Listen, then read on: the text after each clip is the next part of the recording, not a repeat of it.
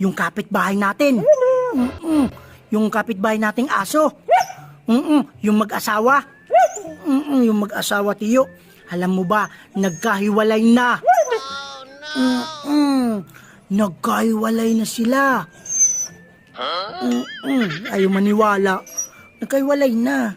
Alam mo ba, Tiyo, pinag-awayan nila. Hindi mana yung mga anak nila.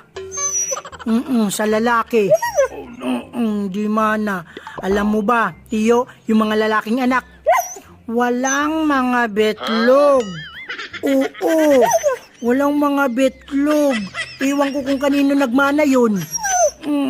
Kanino kaya nagmana yun? Di ba best friend mo yung babae? Best friend mo yun? Hala, Tiyo. Bantay sa lakay ka pala.